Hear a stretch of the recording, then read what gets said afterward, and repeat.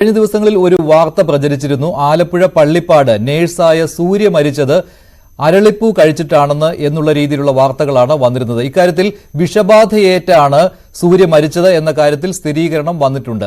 Phone ചെയ്യുന്നതിനിടെ അബദ്ധത്തിൽ അരളിപ്പൂ കഴിച്ചിരുന്നതായി മരിച്ച സൂര്യയുടെ അമ്മ പ്രതികരിക്കുകയുണ്ടായി. വിദേശത്തേക്ക് പോകാൻ എയർപോർട്ടിലേക്ക് പോകുന്നതിന് തൊട്ടു മുൻപാണ് സൂര്യ അരളിപ്പൂ ചവച്ചത്.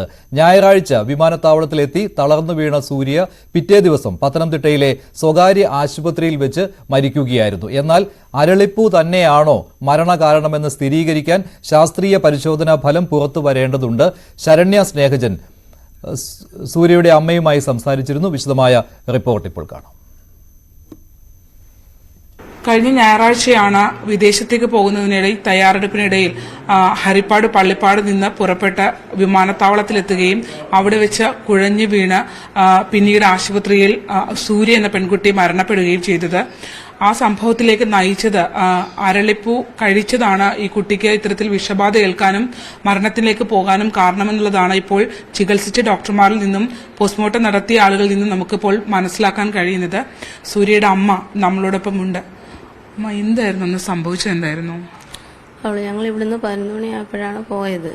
പോയി ഒരു പകുതി ആയപ്പോൾ കുഞ്ഞൊന്ന് എല്ലാവരോടും ഞങ്ങൾ 5 പേരാ പോയത്. ഞാനാ ചേട്ടന്, അനിയത്തി, 2 പിള്ളേര്, നാത്തൂൻ്റെ ഭർത്താവ്, ഞങ്ങളെല്ലാം ഇവിടെ പോയേ. ഇവിടുന്ന് ഇറങ്ങിയ എല്ലാവരോടും യാത്ര ചോദിച്ച് സന്തോഷത്തോടു കൂടി തന്നെയാണ് പോയേ. അന്നേരം ഇതിൻ്റെ എല്ലാവരോടും പറഞ്ഞു അവർ ഛർദ്ദിക്കും, ഞാൻ ഛർദ്ദിക്കത്തില്ല എന്നൊക്കെ പറഞ്ഞു. പക്ഷെ മുന്നേ ഛർദ്ദിപ്പിച്ചപ്പോൾ ഞാൻ പറഞ്ഞു, മോനെ അമ്മുമോനാണോ മുന്നേ ഛർദ്ദിച്ച്, വേറെ ആരും ഛർദ്ദിച്ചില്ലല്ലോ, ഇതൊന്നും നമ്മൾ അറിയുന്നില്ല.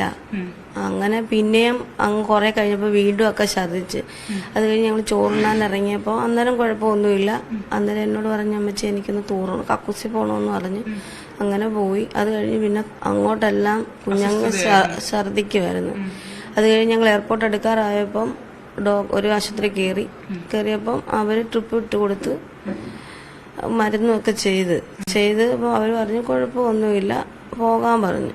അന്നേരം അവരോടും കുഞ്ഞു പറഞ്ഞ് അരളിപ്പൂ കഴിച്ച് എന്ന് പറഞ്ഞിട്ടും അവരതിനുള്ള ട്രീറ്റ്മെന്റ് ഒന്നും തന്നില്ല. എവിടെയുള്ള ആശുപത്രിയായിരുന്നു? ഇവിടെ എയർപോർട്ടിന് ഇപ്പുറമുള്ള കിൻഡർ ഹോസ്പിറ്റലിലാണ്.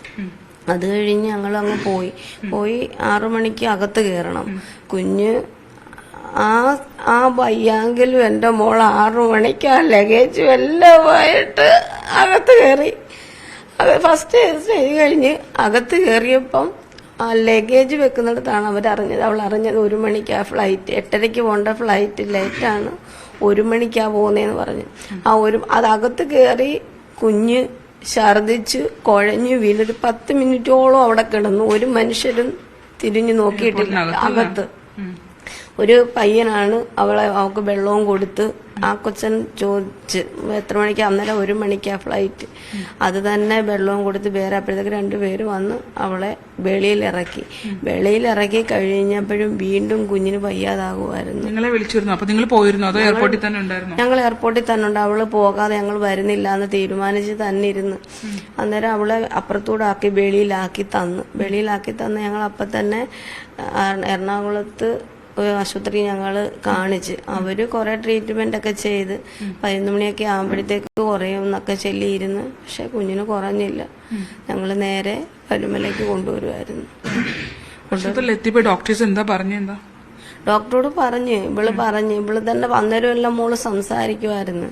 അന്നേരം BSc നേഴ്സാ.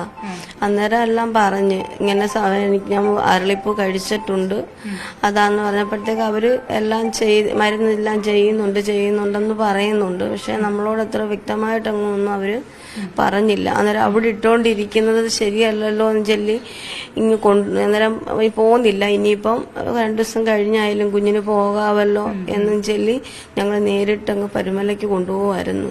കൊണ്ടുവന്നപ്പോൾ ഇവിടെ വന്നാണ് ഡോക്ടേഴ്സ് എല്ലാം നോക്കി. എന്നിട്ട് പിന്നെ നമ്മളോട് ആദ്യമേ പറഞ്ഞു കുഴപ്പമില്ല, കുറവായെന്ന് പറഞ്ഞെന്നാൽ നിങ്ങൾ വീട്ടിൽ പോകേണ്ടവർ വീട്ടിൽ പൊക്കോ എന്ന് പറഞ്ഞു കഴിഞ്ഞപ്പോഴാണ് 10 മിനിറ്റ് കഴിഞ്ഞപ്പോൾ അവർ പറഞ്ഞ് ഇല്ല പോവല്ലേ എന്ന് പറഞ്ഞു. ഞാൻ കയറി എൻ്റെ കുഞ്ഞിനെ കണ്ടപ്പോഴും കുഞ്ഞ് ഉറങ്ങിക്കിടക്കുന്നതുകൊണ്ട് കുഴപ്പമില്ലെന്ന് പറഞ്ഞ് ഉറങ്ങിക്കിടക്കുന്നതുകൊണ്ട് ഞാനിങ്ങ് പോകുന്നു. ഒരു 10 മിനിറ്റ് കഴിഞ്ഞപ്പോഴാണ് പറയുന്നത് കുഞ്ഞിനും മരിച്ചെന്ന്. ഈ വാർത്തയുടെ കൂടുതൽ വിവരങ്ങൾ നൽകാൻ ശരണ്യ